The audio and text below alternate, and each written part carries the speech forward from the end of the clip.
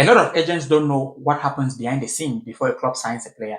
So in this video, I'm going to be giving you some few ideas so that you can know what actually happens from my experience of interviewing sporting directors, head of recruitment, coaches at various professional clubs around Scandinavian countries like uh, Denmark, Norway, Finland, and other countries. So I'm going to be giving you these ideas so that at least you know you can use it to apply this knowledge when you're about to give your players or sell your players to clubs. So the first thing is, one thing I want to tell you is know that transfer don't just happen immediately. It takes time for a transfer to happen. So what do I mean by that? So before a club wants to sign your player, they have been monitoring that player for about like a year or two, some or 6 months even. So when they monitor that player, they discover that the first process is they watch the player, they send their scouts to watch that player, and they discover that okay, this is this player can be good for us. That's the first thing. Now the scouts take this player and send to the coach staff, and then they analyze, they do everything. So everything is ticked from that department. Now the next thing is they speak to the agent. How is your player? Just to inquire about the player, but they have done already their homework. When they inquire now about the player, they discover that okay, the player can be available, let's say, for example, in a year or whatsoever. But now you as an agent, I'm speaking in the perspective of an agent. You as an agent, what you can do is after the inquiry, you need to also keep contact. Okay? What I mean keep contact, because in a football world, things can happen differently. Transfer can be shifted 6 months earlier, same as they can be delayed. So an injury to someone in a position that your player is playing can make the transfer shift 6 months earlier. So by then, when you keep a network and when you keep a good relationship with the sporting director, it's good because you're constantly in his brain. Just keeping a good relationship doesn't mean spamming him every time. It's just that you check on him for sometime when they have a good result, and you speak things like, "Oh, I really enjoyed how the team plays progressively. I'm a massive fan of your team. I can see your idea, your footprint is on that team. That's really nice to enjoy beautiful football like this. Something in that phase. It's not about talking about yourself. Talk about him, because that's very important for people. Human beings, according to human psychology, everybody loves to be praised. And so when you tell someone things about him, the person likes it. But if you call the sporting director, in that case as an agent, speaking only about yourself, he gets bored about some time. I have this player. If you want to take this player, I have another one there. They get bored for you talking about them. So you are breaking the ice. You have to talk about him so that people can build that network.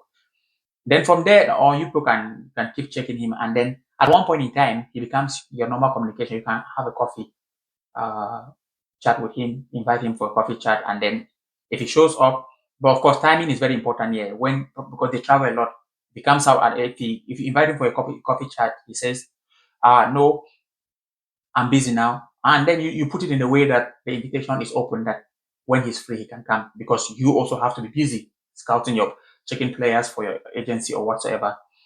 I give an example. This just remind me. I give an example. Like the first time, when I was entering the industry in 2024, there was this agent who takes players to Chelsea Football Club and other place, and he actually quite helped me in opening my brain. And when I visited him, because he was on, I think he was on holiday in London. Then I had a conversation with him and said, okay, we met on LinkedIn. Then started talking. He saw what I was doing on LinkedIn. He liked the idea, and we arranged for a meeting in April, but he couldn't because he was busy. So I let the invitation open whenever he's okay, and we arranged that okay, whenever he's open, okay, he's going to give me hints. But around June, July, I haven't heard from him. Then I sent him a text again. Hi, hope how are you doing? Hope you're doing well. I think you're having a nice time on holiday, or maybe you're working again still. I know this is a very busy industry, but just to follow up on what we earlier spoke, if you are having time, yes, always let me know. I'm available to have a conversation with you. It's nice, and also it's great to see what you are posting on LinkedIn. I like people who are really uh, thinking forwardly about the industry. And with a little bit of compliment like that, because also I was enjoying what he was doing. And he read my messages, he read my message, and after the next day, he sent me a message again and said, "Oh, I'll be available in August. What time do you have? I mean, do you have time in August?"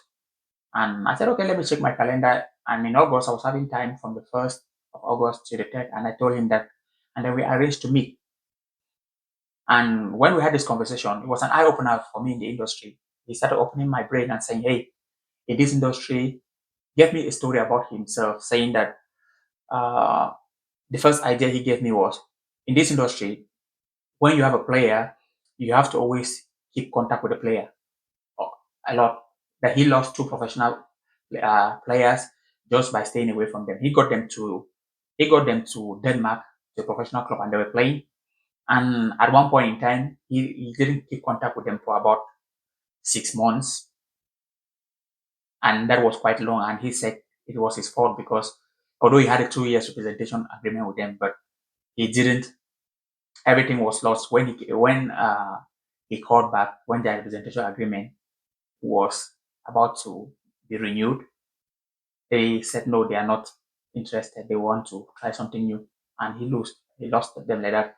So just to say that's how the industry works. That's how the industry works, and you have to build your network, keep contact, do everything rightly, and then grow yourself gradually. It's not football as an agent doesn't go so quick. It goes quick and also goes slow, but you have to learn how to adapt to every situation. If you can adapt and do this and learn how to build your network with sporting directors, as I was saying before, give you this example by trying to communicate, giving them compliment, not just compliment because you want to give compliment, but telling them things that it shows that you have been watching them from afar. Don't just say things that are out of from the sky. No one is going to listen. Do something that shows that actually you're following up on them, and it's going to help you build a lot of network.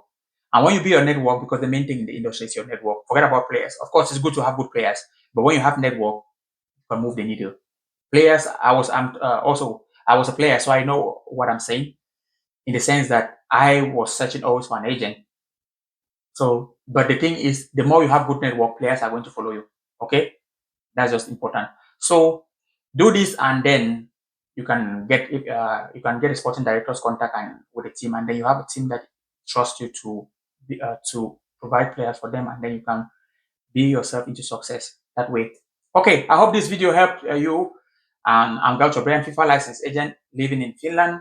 I do help agents build a network of football clubs using a lot of methods from my experience of traveling and speaking to CEOs, sporting directors, and head of recruitment to know what it takes to become an or what it takes to bring players into football clubs. So that's how I try to build my network, finding how from the people in the business or from the people inside the club. Okay, so have a nice day, and if you're struggling with this, you can book a mentorship call. I'm going to help you build or offer you some ideas that I use that is going to help you contact sporting directors with, let's say, contact sporting directors that they are going to respond to you as the way I do. As you can see, if you have been following me on LinkedIn, most of the time you see me with sporting directors and CEOs giving interviews, asking them interviews, as as you know.